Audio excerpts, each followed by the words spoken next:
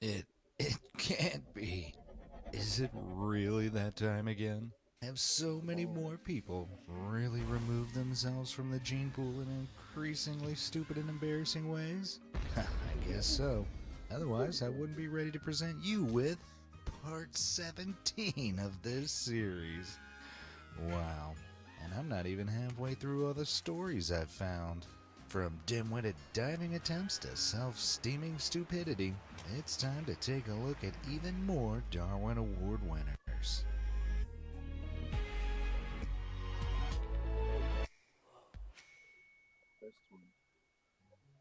What the helmet? If you ride a motorbike or a bicycle, heck even a scooter, you should wear a helmet. Seriously, head versus pavement at high speeds isn't a fight that ends well for any head. Don't agree with me? Well, this next award winner might help change your mind. Back in 2011, New York streets were filled with roughly 550 bikers who were all protesting the state's mandatory helmet law, an annual protest that occurred every year since 1977 when the law was introduced.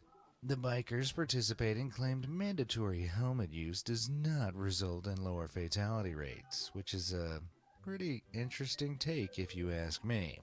Except this year, as one rider proudly rode his bike helmetless, he went to hit the brakes when his bike suddenly fishtailed. The rider was sent flying over the handlebars, landing on the pavement head first. A medical expert at the scene stated they had no doubt the rider would have survived the incident if only they'd been wearing a helmet.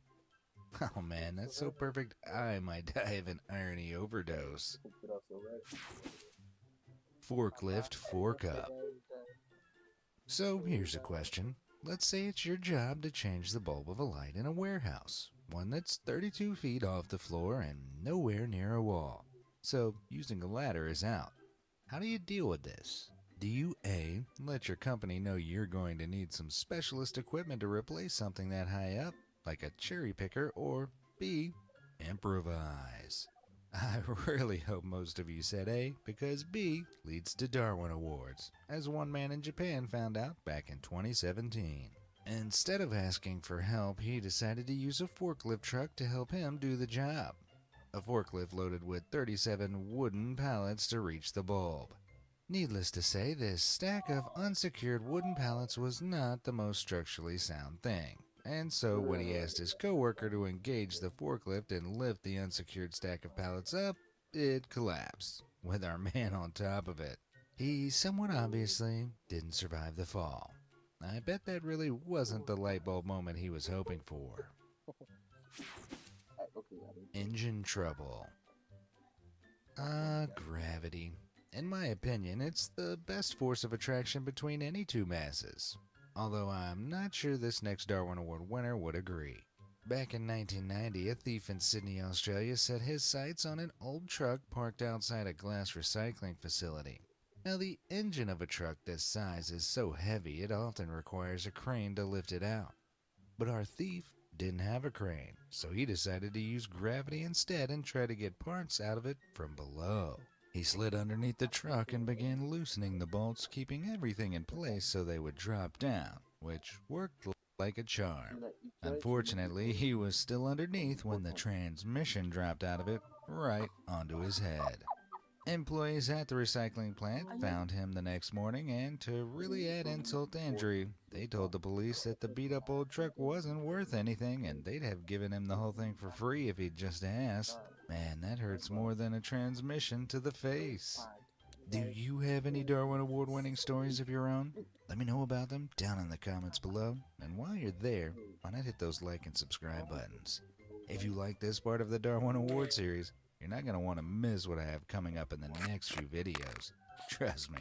Alright, what tale of total idiocy have we got next? Alright.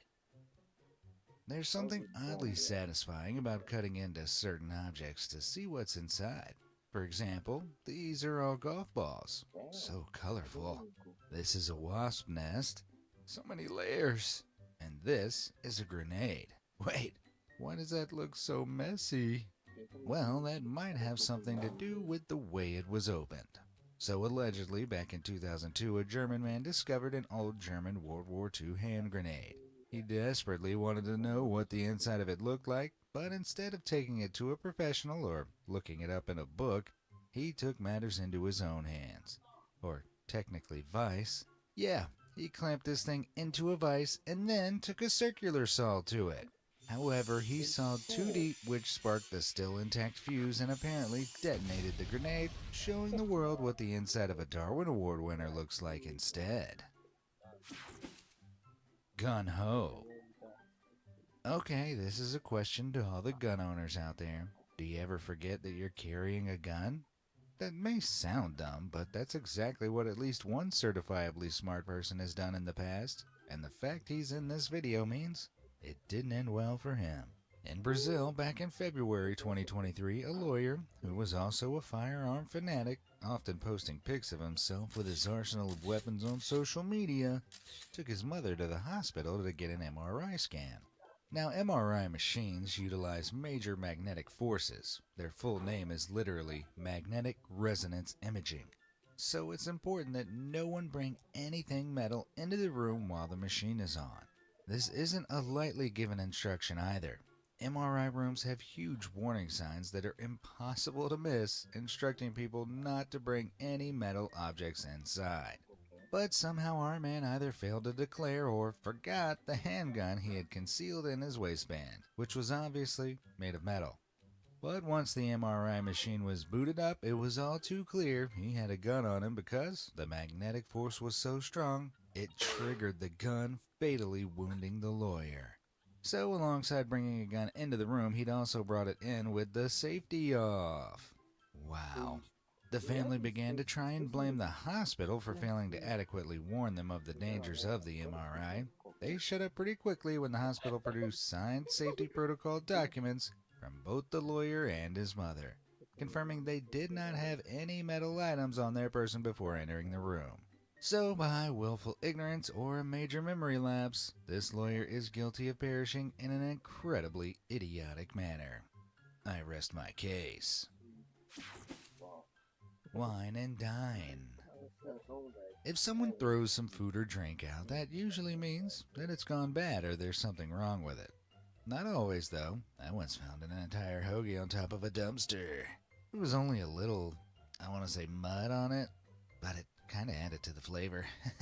And I was only sick for like 2 weeks afterwards. Worth it. Okay, looking back, that was a dumb decision, so I'm lucky I didn't go the way of this next award winner. Back in 2004 in Georgia, the country, not the state, inspectors at a local convenience dump spotted something inside one of the trash compactors. It appeared to be a bottle of homemade wine. Without questioning it, our winner reached in and, no, this isn't a death by trash compactor story. He fished it out. Our inspector and another man then proceeded to crack the bottle open and swig it. They tried one gulp and then another, but something about this wine was wrong. It really did not taste good.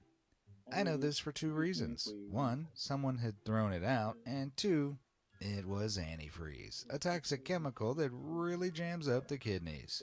Needless to say, both men were poisoned by the toxic chemical, one so badly, he passed on.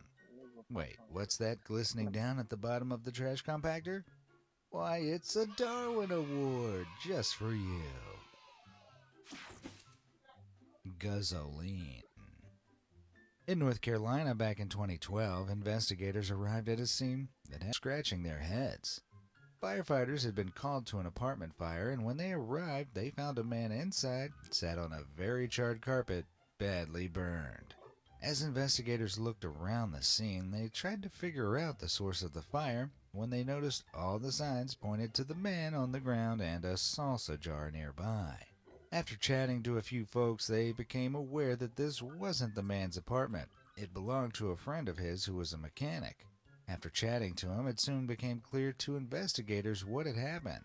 Their man had been chilling in his friend's apartment and noticed the salsa jar on the table, which was full of a strong-smelling yellowish liquid.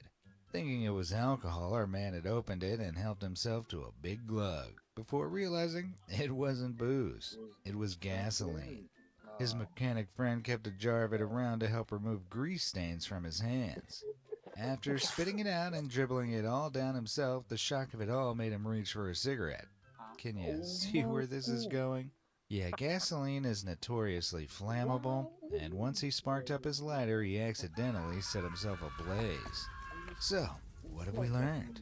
Yeah, don't go drinking mystery liquids, unless you want to end up in the next part of this series, that is. Okay, guys. So basically, guys, at this point of the video, the audio was not working very well. So basically, what I said was that we were going to record a part two, and yeah, hopefully you guys will be able to enjoy the video as it is.